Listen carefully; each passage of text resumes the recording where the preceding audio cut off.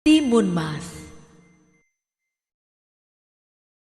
Assalamualaikum warahmatullahi wabarakatuh.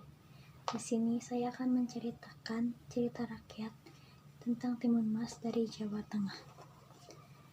Di sebuah desa, hiduplah seorang perempuan tua bernama Mbok Yem. Ia hidup sebatang kara.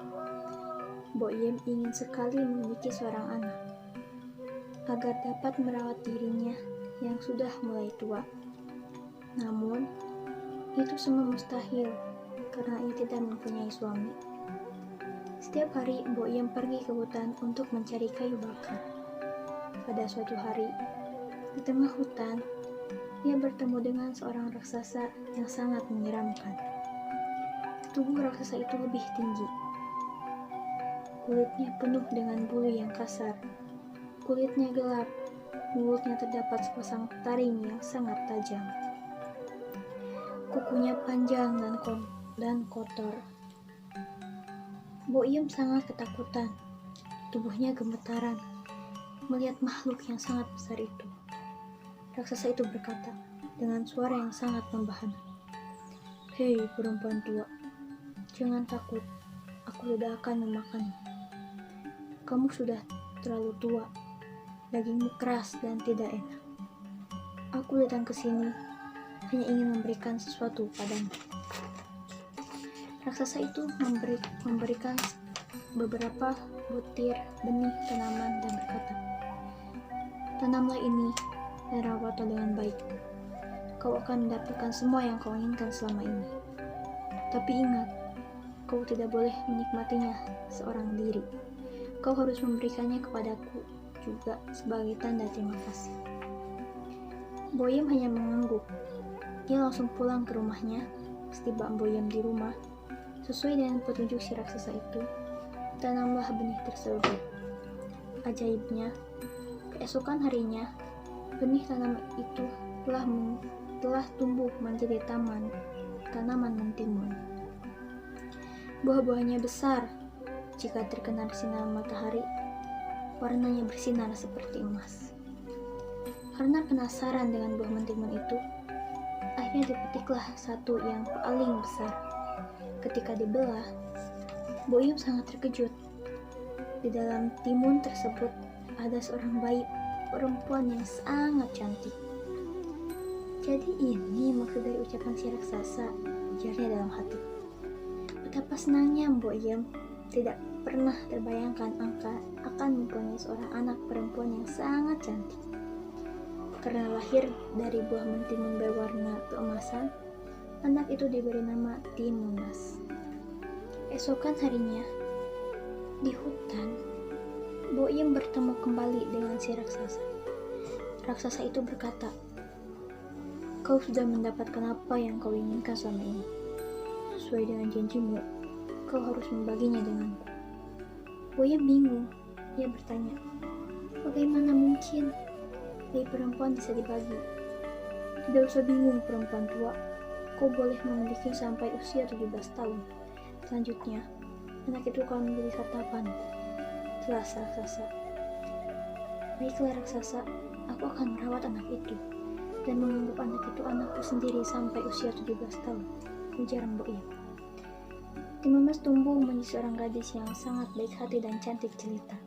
Kulitnya kuning langsat, tubuhnya tinggi semampai, rambutnya hitam berkilau. Semakin hari kecantikannya semakin terlihat. Timun Mas juga sangat rajin membantu ibunya.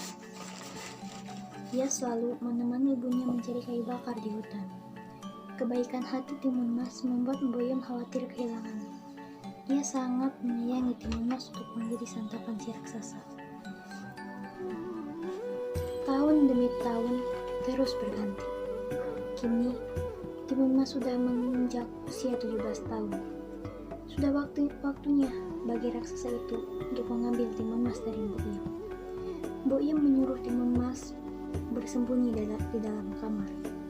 Tiba-tiba, terdengar suara dentuman yang sangat keras. Itu adalah suara langkah kaki si raksasa. Mbok Yem gemetar ketakutan. "Hai perempuan tua, mana anak perempuan yang telah kujanjikan untukku?" teriak raksasa itu. Dia sedang mandi di kali, Tuan raksasa. Tubuhnya sangat bau. Aku pasti tidak akan suka memakannya, ujar Mbok Iem. Baiklah, aku akan kembali seminggu lagi. Pastikan ketika aku kembali, ia sudah siap untuk kubawa ke hutan, ujar raksasa. Tentu saja, Tuan. Aku tak akan mengecewakanmu, ujar Mbok Iem. Maka pergilah raksasa itu kembali ke hutan. Mbok Iem dan Timun Mas sangat lega. Mereka masih punya waktu seminggu untuk bersama. Namun, setelah seminggu berlalu dan raksasa itu datang kembali, ibu dan anaknya tetap tidak mau berpisah. Timun Mas kembali bersembunyi, kali ini di dapur, di dalam tempayan air yang kosong. Hai perempuan tua, aku kembali untuk menagih janjimu.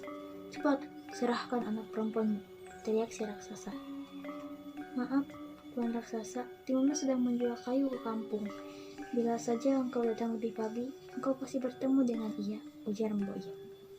Dengan setengah marah, raksasa itu berteriak, baiklah, ku beri waktu 1 minggu lagi. Jika anakmu tidak kau serahkan kepadaku, aku akan kuhancurkan rumahmu. Mbok Iem semakin ketakutan dan bingung dengan ancaman si raksasa. Ia sungguh tidak rela anak perempuannya yang sangat cantik menjadi santapan si raksasa yang kejam itu. Melihat keadaan ibunya, Timun Mas berkata, Ibu, janganlah bersedih. Relakanlah aku menjadi santapan raksasa itu, ujar Timun Mas. Tidak anakku, ibu tidak akan membiarkanmu menjadi mangsa raksasa jahat itu. Ibu akan melakukan apapun untuk menyelamatkanmu, ujar Mbok Iem. Kemudian Mbok Iem pergi menemui seorang kakek yang sakti tinggal di gunung. Kakek sakti itu memberikan benih mentimun, sebuah duri, sebutir garam, dan sepotong terasi. Seminggu kemudian, raksasa itu datang lagi. Kali ini, si raksasa sudah tidak dapat menahan emosinya. Kakinya yang besar dihentak-hentakan ke tanah sehingga bumi bergetar. Cepat, serahkan anakmu atau kuhancurkan rumah beserta dirimu. Aku sudah sangat lapar, teriak raksasa. Maaf, Tuan raksasa, anakku sudah berjalan ke hutan. Kembalilah engkau ke hutan tempat tinggalmu. Timun Mas sudah berada di sana, kata Mbok berbohong. Pada saat itu, Timun Mas sudah keluar rumah melalui pintu belakang. Ia membawa semua benda yang diberikan oleh kakek sakti dari gunung itu. Ketika akan kembali ke hutan, si raksasa melihat Timun Mas berlari dari belakang rumah. Dikejarnya Timun Mas. Meskipun panik, Timun Mas masih mengingat perintah ibunya untuk melempar sebutir benih mentimun. Benih mentimun itu langsung berubah menjadi ladang mentimun dengan buah yang besar-besar. Karena kelaparan, si raksasa memakan mentimun-mentimun di ladang itu. Setelah kenyang, ia kembali mengejar Timun Mas. Meskipun perutnya kekenyangan membuat jalannya menjadi lambat, raksasa itu tetap bisa mengejar Timun Mas karena langkah kakinya yang panjang. Ketika si raksasa sudah dekat, Timun Mas melemparkan sebuah duri. Duri itu berubah menjadi sebuah hutan bambu. Hutan bambu itu memperlambat jalan raksasa itu. Tubuhnya menjadi penuh luka karena tertusuk batang bambu. Namun, raksasa itu tidak menyerah. Ia tetap mengejar mangsanya. Kali ini, Timun Mas melemparkan sebutir garam. Garam itu berubah menjadi sebuah lautan yang luas. Raksasa itu harus berenang untuk mengejar Timun Mas. Ia berhasil, tetapi tubuhnya sudah sangat lelah. Raksasa itu terus mengejar Timun Mas. Meskipun sudah kelelahan, Timun Mas melempar sepotong terasi. Kali ini terasi tersebut berubah menjadi lumpur hisap. Raksasa itu berteriak minta tolong ketika tubuhnya terhisap lumpur. Tubuh raksasa yang besar tidak mampu melawan hisapan lumpur karena kelelahan. Ia pun tewas terhisap lumpur. Maka tamatlah riwayat raksasa jahat itu. Setelah bebas dari raksasa jahat itu, kehidupan Timun Mas dan Mbok Iem membaik. Timun Mas bertemu dengan seorang pangeran dari negeri seberang. Pangeran itu jatuh cinta kepadanya. Mereka pun menikah. Timun Mas dan Mbok Iem diboyong oleh pangeran itu ke istananya. Mereka hidup bahagia selamanya. Assalamualaikum warahmatullahi wabarakatuh.